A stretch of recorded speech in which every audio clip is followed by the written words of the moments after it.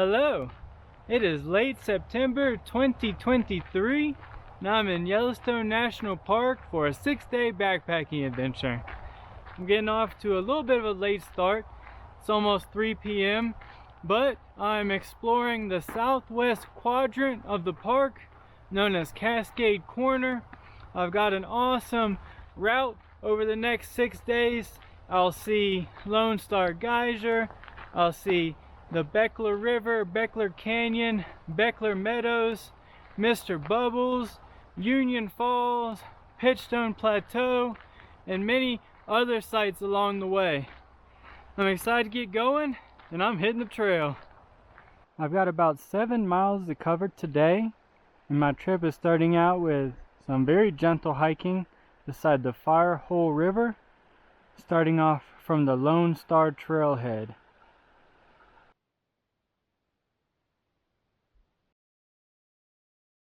It's fitting to be along the Firehole River. My first trip of the season back in June spent a significant amount of time along the Firehole, and now my last trip of the season at the end of September has brought me back. Lone Star Geyser has quite the impressive cone. I may not get to see it erupt, but I'm going to stick around for a little bit and see if it might be my lucky day.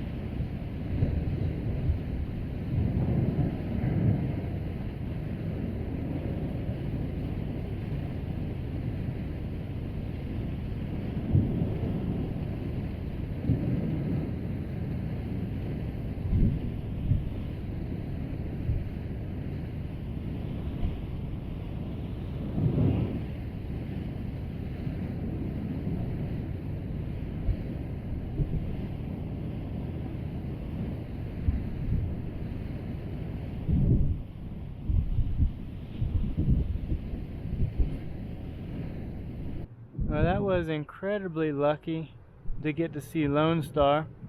It only erupts once every 3 hours, and it went off within 15 minutes of my arrival.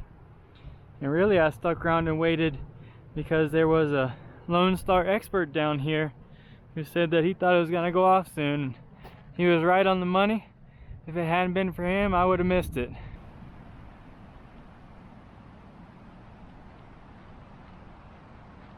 I just finished up the Lone Star Trail. Now I'm on the Shoshone Lake Trail, which should take me most, if not all, of the way to camp. I'm going to try to make good time the rest of the way so that I can get set up and eat dinner before it gets too dark.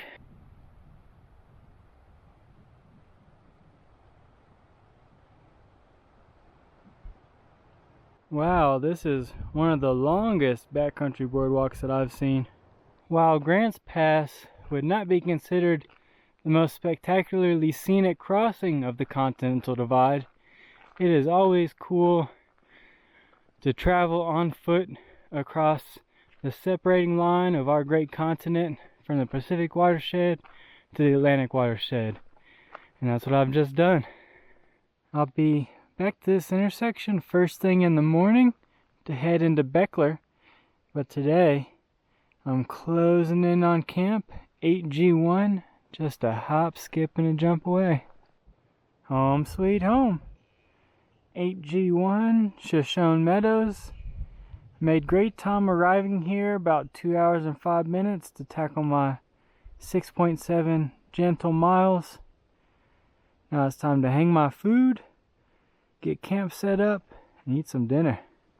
A spacious, comfortable looking area to pitch the tent. It is not warm. The Lone Star center cone is 11.5 feet high, and the eruption blasts 35 to 45 feet. I need to let my tent dry out. It was soaked from packing it up wet at the end of my last trip in Glacier. hopefully be good to go by bedtime. On this trip, I'm using the Yellowstone South map by Beartooth Publishing. Let's take a look at the map for day 1. Starting at Lone Star Trailhead, I hiked past the Lone Star Geyser, across the Continental Divide to campsite 8G1, Pitchstone Meadows. Day 1 was about 7 miles.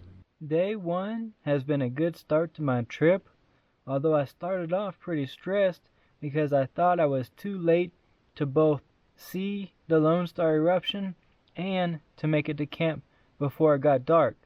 But I got super lucky and Lone Star erupted soon after I arrived, and I got to enjoy that 20+ minute really incredible geyser eruption. It would not have been possible had I not got a ride from a very nice UK family today. They gave me a hitch. Paul, Sharon, Marcus, and Tallulah. Not only did they give me a ride, but they went out of their way to do so. They were planning on heading up towards the east entrance, but then they went west instead so they could drop me off at Lone Star. A big thank you to that group from across the pond. I've got camp set up, dinner's in me, and boy does it feel good to be back in Yellowstone. That'll be the end of day 1. Good night. Good morning. Made the day 2 in Yellowstone. Cold night last night. The forecast was that last night was supposed to be the warmest night of the trip, and then each successive night was going to drop in temperature, finally going below freezing on night 3. Last night grabbed the bull by the horns and went all the way down to 29 right off the bat. So I'm certainly hopeful that each night does not continue to get too much colder, but we'll see what happens. I've got an exciting day of hiking today. I'm going to head down into the Bechler River, and along the way I'll see Mr. Bubbles, which is one of the premier backcountry attractions in all of the park. I'm going to finish packing up camp and it'll be time to hit the trail.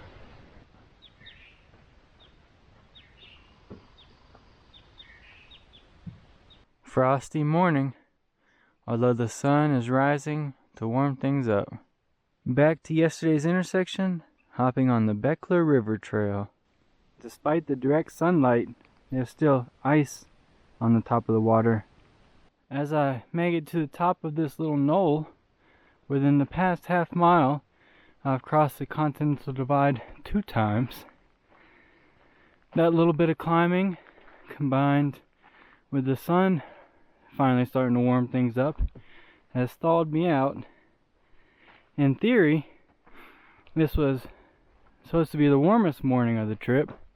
If that holds and all the other mornings are colder, I'm going to need to toughen up to make it through.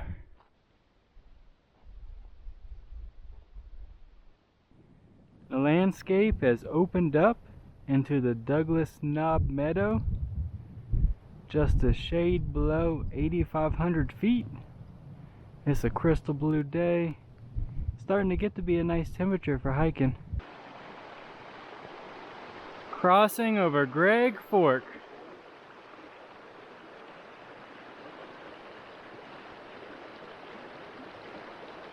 Twister Falls on Greg Fork. Only a 1/10 of a mile detour off the main Bechler Trail. Well worth it for these very cool falls. Arriving at this intersection means I'm only a half mile from Mr. Bubbles. I am getting excited.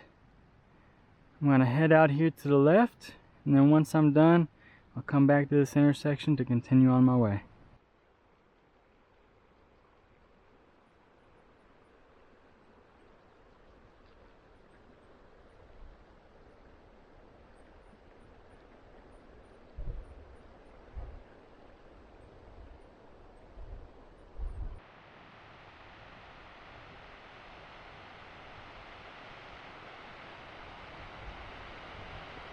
Here I am, Mr. Bubbles.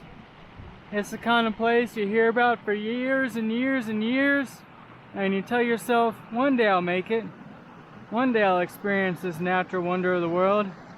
And for me, today is that day. Oh boy.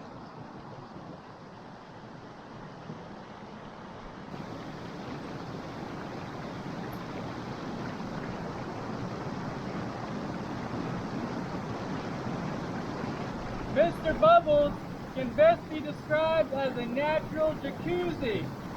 The cold stream water mixes with the hot thermal outflow to create a warm pool, and it comes with its own bubbler in the middle. What a place! What a magical place!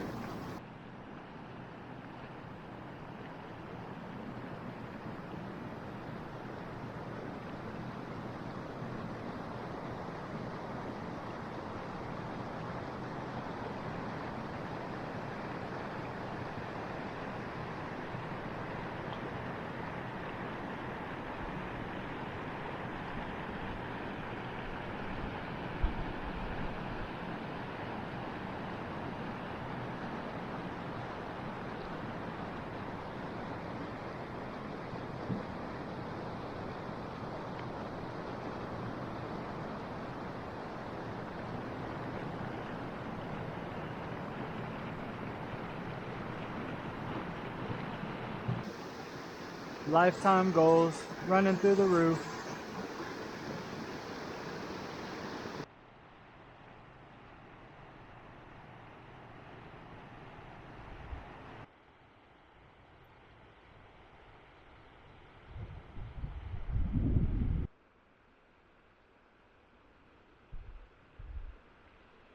It was extremely difficult to tear myself away from Mr. Bubbles, but I've got several miles to get to camp, and I do not want to be hiking at dusk alone in grizzly country. There's a river out to the right. As we look around, there is also a river out to the left. Must be approaching the Three Forks area. Ragged Falls. Looks like there used to be a bridge here, but it is now a wet foot crossing. Two rivers merge up here, and the third comes in down below. Three Rivers Junction.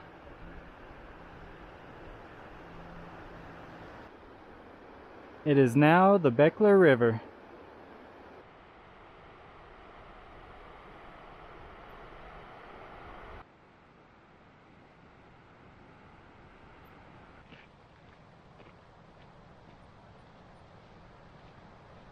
Look how the ground has seemingly peeled up at the bottom of this pool.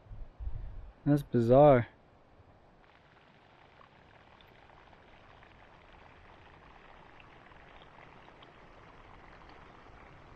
Home sweet home.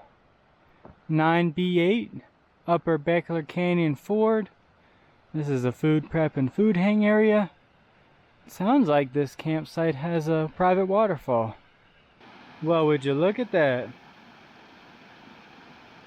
This'll be the site for me. Well sheltered. A little rooty, but I think I can work around it. Close enough to the waterfall to lull me to sleep tonight. Yellowstone has over 10,000 thermal features, powered by a unique combination of heat, water, and plumbing. Tents pitched. It's turned into such a nice afternoon and early evening.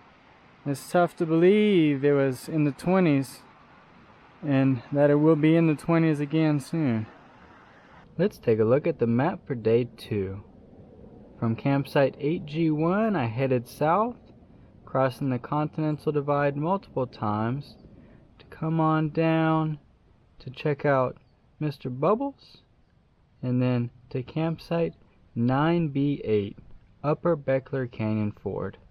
Day 2 was about 12 miles. Day 2 in Yellowstone has been an awesome day. Mr. Bubbles exceeded my expectations. It was one of the most magical places that I've ever been to. And I'm sure that I will continue whining about the cold each morning of this trip, but one of the benefits of late September is to get Mr. Bubbles to myself for a couple hours with no bugs flying around either. I was also pleasantly surprised by the number of thermals in the Bechler region after Mr. Bubbles on the last couple miles towards camp. I'm set up, dinner's in me, and I'm settling in for a relaxing evening. That'll be the end of day 2. Good night. Good morning. Made it to day 3, my backpacking adventure in Yellowstone. A restful night last night. It stayed significantly warmer than the night before. The low was around 35, which was more in line with what I anticipated for the first couple nights of this trip. It's expected to drop below freezing later, but it was nice to have one night here above freezing. Today I'm going to continue to make my way down through the Bechler Canyon, and I will have several wet foot fords of the Bechler River along the way. The sun takes a while to come up and warm the land, but I'm hopeful that it'll get to it, and hope maybe by the time that I start to get my feet wet, it'll be a little warmer out here. I'm gonna pack up camp and it'll be time to hit the trail.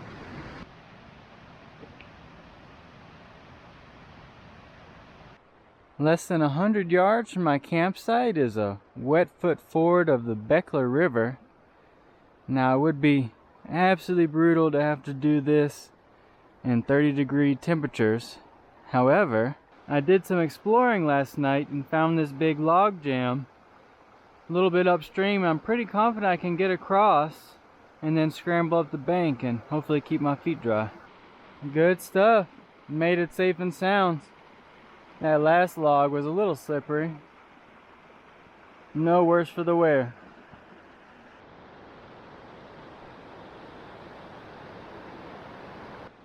I've arrived at my second crossing of the Bechler River for the day. This one does not appear to have a nice dry foot option. It will certainly be wet. Looks pretty cold, fairly deep. I'm sure I'll be able to make it across, but might be a little uncomfortable. Alrighty. Nothing like a cold, rowdy river crossing to make one feel alive. I will say, whenever you come up to a big ford, right where the trail crosses is not always going to be the best place. It can change year to year. I'd always recommend spending a couple minutes looking up and down, finding a spot. It looked like it was about 3 feet deep where the trail crossed, but I came down on this log and then crossed the riffles. I had about 2 steps where my knees were wet, and then the rest of it was only calf deep. Bechler is such a wet, mucky place. I could not imagine doing this trip early in the season. This is supposed to be the dry time now, and there's been quite a bit of mud on the trail to traverse.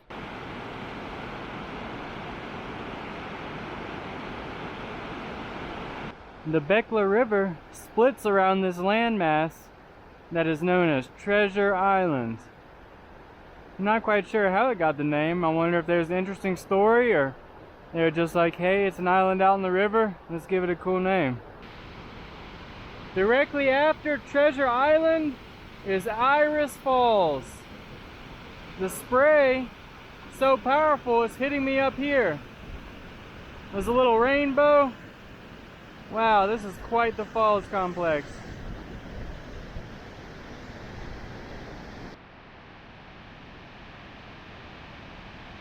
Down from Iris is a seemingly unnamed falls. Right past the falls, for which I do not have a name, is Colonnade Falls.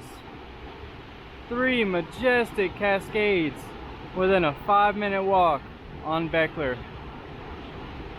A short detour down the Colonnade Falls Overlook Trail provides a spectacular view of Colonnade Falls and the unnamed set above it.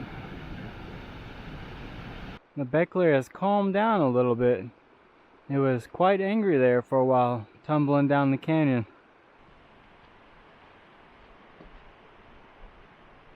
It appears that I've left the Bechler Canyon behind, and I'm entering the Bechler Meadows stretch.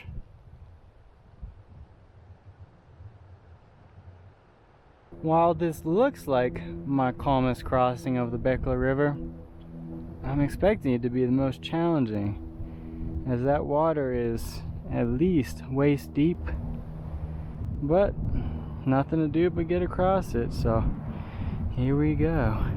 Alright, did not end up being too bad. It was about mid-thigh, which is nicer than waist for sure. And it's a nice warm day today, mostly sunny, so I should dry out my shorts pretty quickly.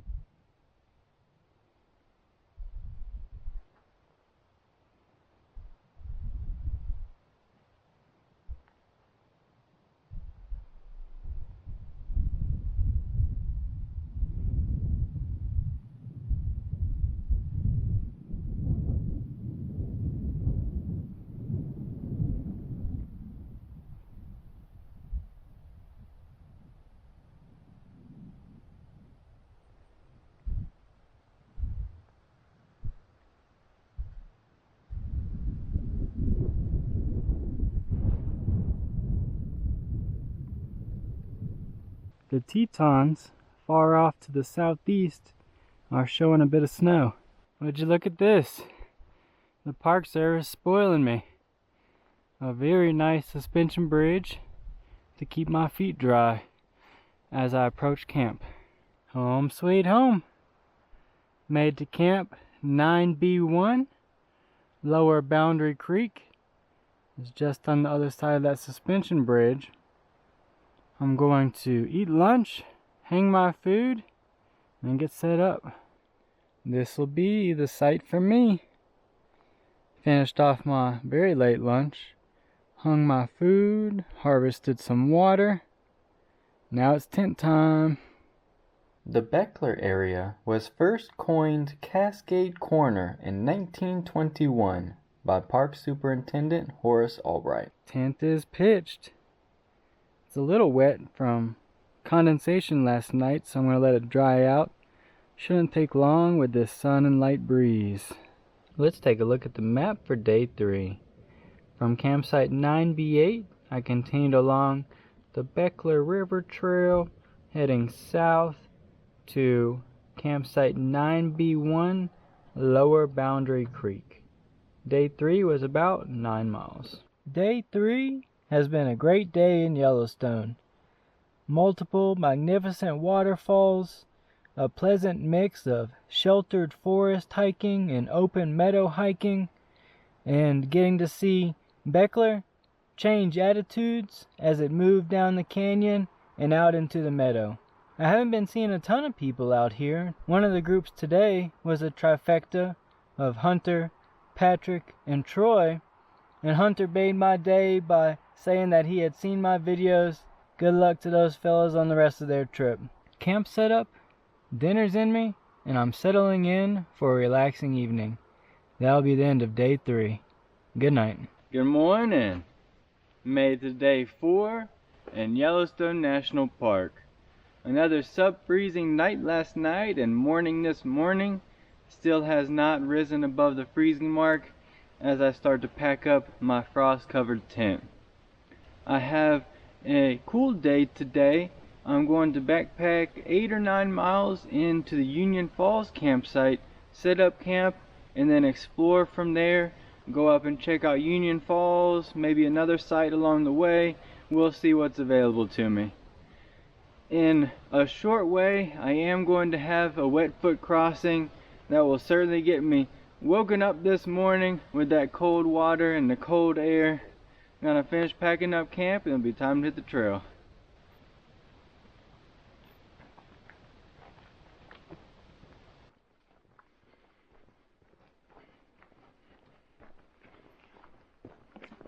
Now here we are. I'm not looking forward to this. Crossing the Bechler River at Rocky Ford. It's about 35 degrees in the air right now. The water is probably warmer, but that does not mean it's going to feel warm on my feet. Doesn't look deep, but who knows what's going on out there in the middle.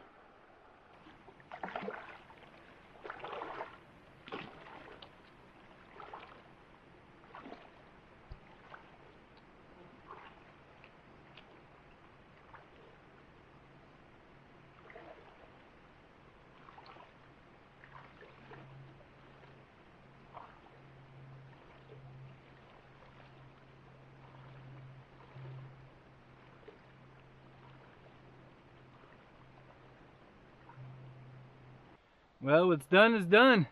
I always say crossing big rivers like that makes me feel alive, makes me feel like I'm on a real adventure out here. I presume that my feet are cold and uncomfortable, but I can't really feel them right now. I'm sure some good hard hiking will warm them right back up. Hopping on the Mountain Ash Creek Trail. This sign says trail closed to stock use, which means that it's probably going to be very, very mucky in places. Now, that did not take long. A couple hundred yards into the trail, and it is a mess. I only saw his rump and he's gone now, but right through the trees, a black bear took off. Well, the trail has popped out directly into a beaver pond here. There's 1, 2 orange blazes right in the middle of the water. I guess I'll walk around and see if I can find a way around it. If not, that does not look like a fun time. I'm still trying to find a way around the beaver pond. I found these cages out here, but have not discovered a dry path yet. And it took me about 30 minutes just to find a path through, and I still got my feet completely soaked in the attempt. But I reckon I'm on the other side now. Oh boy. We now know why the trail is closed to stock, because of that beaver pond situation. As the day warms up, it is getting very nice. Mostly sunny. Looks like I'll have another mix of forest hiking and meadow hiking to enjoy.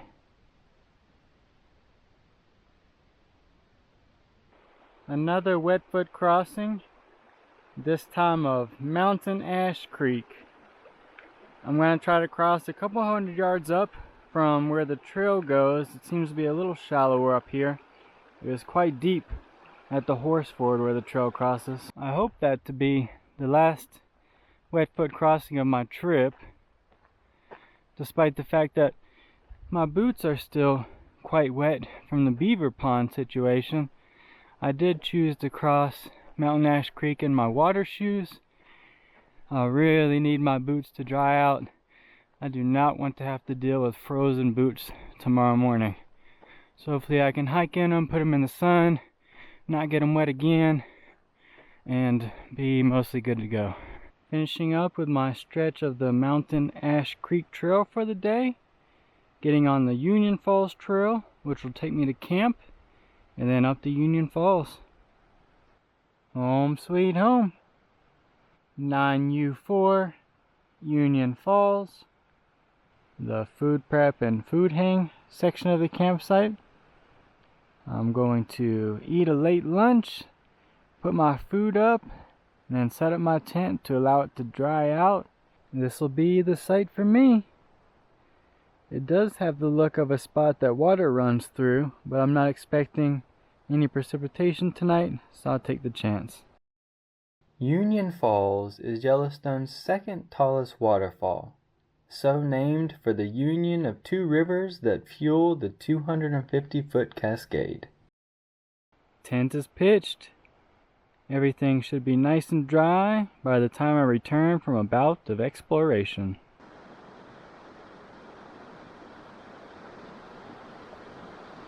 The Union Falls Ranger Station. This is the first ranger station I've ever seen of this design in the park. It's pretty neat.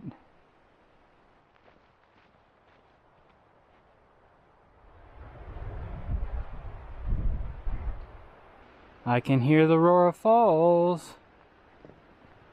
Wow. Wow, wow, wow. Union Falls.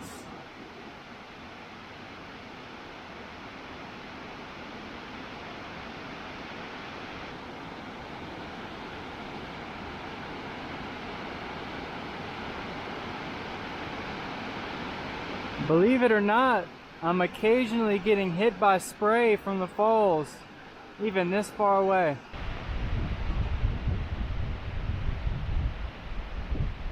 I just checked out Union Falls to the right. Let's see what this North Fork's about to the left. This is the end of the road.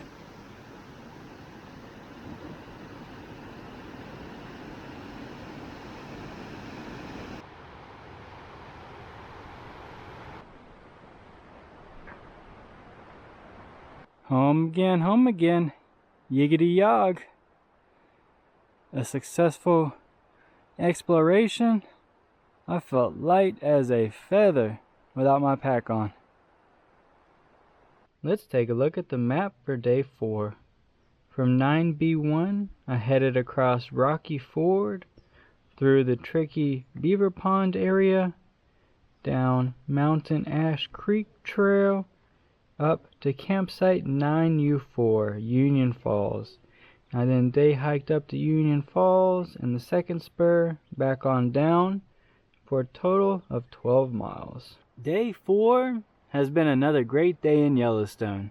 The Beaver Pond situation was frustrating, and honestly don't even have any advice for the next person that has to try to get through it. Just find a way, stay safe. This area of the park is known as Cascade Corner, and of all the great waterfalls that I've seen so far, Union certainly takes the cake. It has to be one of the most majestic falls in the entire park. I've got camp set up, dinner's in me, and I'm sailing in for a relaxing evening. My biggest, most challenging day of the trip is tomorrow, so I need to get some good rest. That'll be the end of day 4. Good night. Good morning. Made it to day 5, my backpacking adventure in Yellowstone. Last night was the second warmest of the trip, barely dropped below freezing down to 31.5. This chair served as an awesome throne for stargazing. I even saw a long extended shooting star splash across the sky, and I enjoyed that view until the bright full moon came out and turned night into day. Today is the most challenging day of this trip and one of the toughest days of my entire backpacking season. I've got to cover close to 17 miles and over 3,000 feet of elevation gain to get to the top of Pitchstone Plateau. I've got breakfast in me. I'm going to get camp packed up and be time to hit the trail and make some headway on this long day.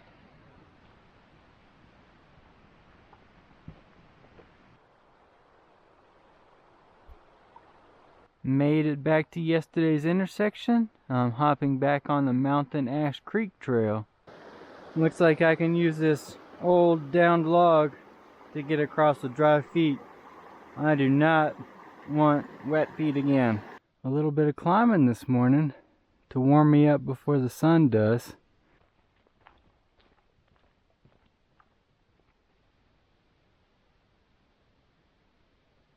A very short detour past my intersection is the Falls River. I've got good news and bad news.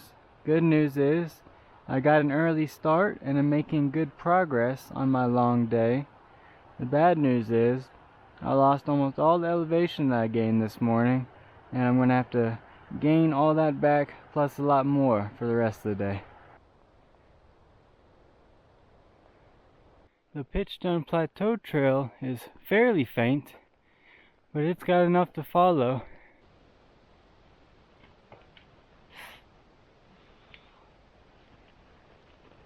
Most of my hiking on the plateau so far has been through regrowth forest from the 88 fires, but I'm into a little patch here of much older and taller trees.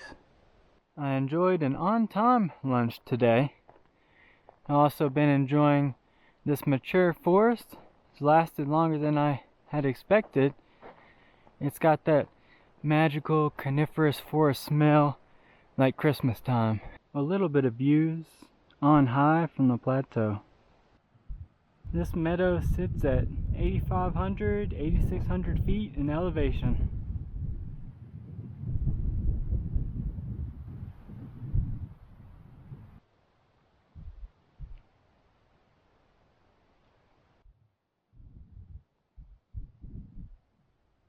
I'm starting to get worn down a little bit here towards the end of my long day.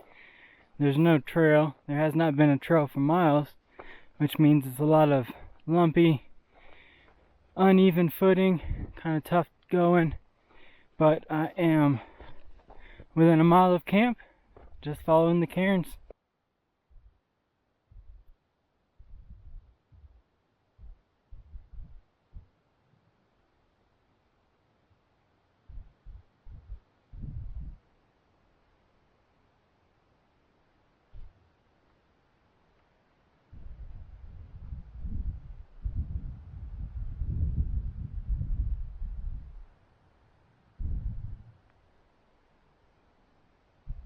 I'm right at camp now. This is the first water that I've seen on the plateau since Proposition Creek 8 to 10 miles ago. Home sweet home. A sight for sore feet. 8P1, the food prep and food hang area. This'll be the site for me. Pretty flat, looks comfortable. I need to go ahead and get set up. It's getting chilly. The rhyolite lava flows that created Pitchstone Plateau occurred only about 70,000 years ago. Tent is pitched and airing out. I'm hungry. It's dinner time. A view of the Tetons from my front porch. Let's take a look at the map for day 5. From 9U4, I headed south to connect with the Pitchstone Plateau Trail, which took me north across the plateau to campsite 8P1, Pitchstone. Day 5 was about 17 miles. Day 5 has been a great day, albeit a tiring one.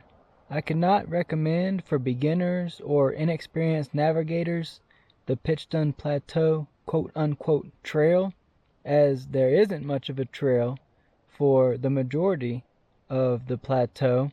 That being said, the Park Service has done a great job of putting up cairns and orange blazes, and those combined with cut logs help you know that you're on the right track, but it does require quite a bit of route finding and navigation to get from point to point. That being said, today has been my favorite day of hiking of the entire trip.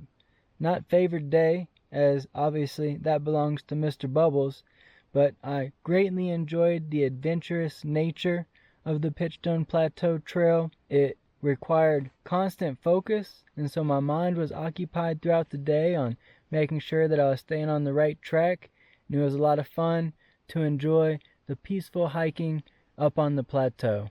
This is my last night of the trip and my last night in the backcountry of my season in the Northern Rockies. Camp set up, I've got dinner in me, and I'm gonna settle in for a relaxing evening. As long as nothing crazy happens, that'll be the end of day 5. Good night. Good morning. Made the day 6, the final day of my backpacking adventure in Yellowstone. A very peaceful night last night. I was a bit worried because it was quite breezy into the evening, but as night fell, the breeze died off entirely. I got to enjoy the big beautiful moon. I got to enjoy the frost coming in, and the frost is obviously still in here this morning. The sun is up. It just takes the sun a couple hours before it even starts to warm things up for me. Today, I only have about 6 miles to finish off my trip. It's going to be mostly downhill, but I do have at least one very cool attraction along the way, and that is the Phantom Fumarole, another thermal feature here in Yellowstone, so I'm excited to see that. I'm going to get camp packed up. It'll be time to hit the trail.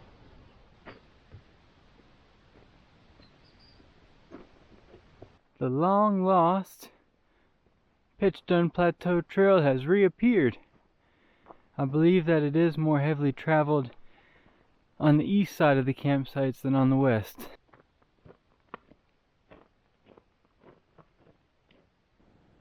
This is the Phantom Fumarole area. These fumarole are the hottest thermal features in the entire park. I'd like to obviously get a closer look. Ooh, that one's shooting up. That one's shooting up right there in the big steam cloud. But I don't want to walk across the crust. I'm too scared. It's not smart. So I'll just enjoy it from afar.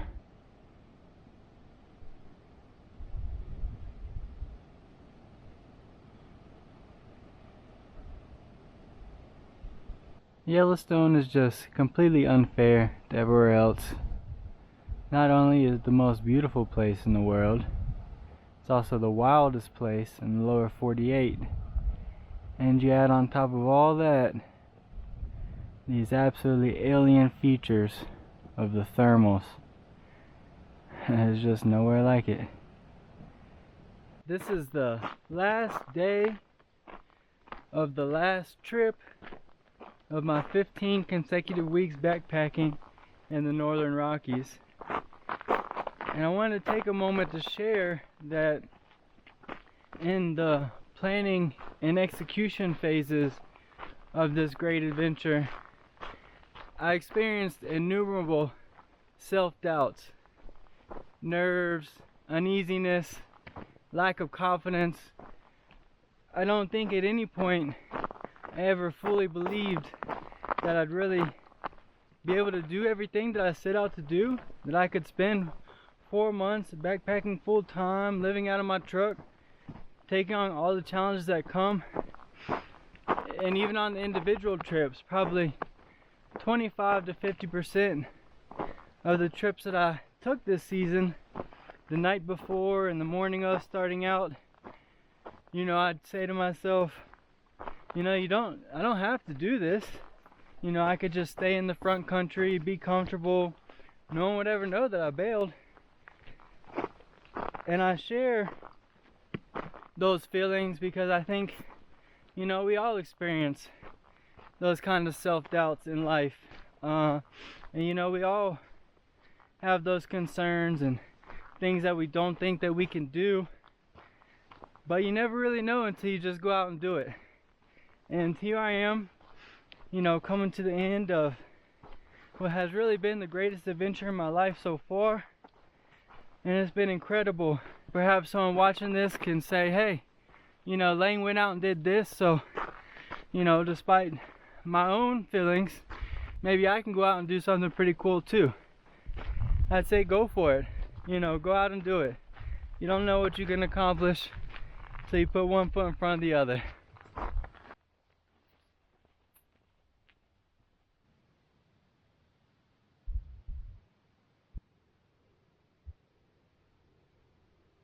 Directly to the east are the Red Mountains, of which Mount Sheridan is a part of. I spy Lewis River and the South Entrance Road. Woo! Yeah.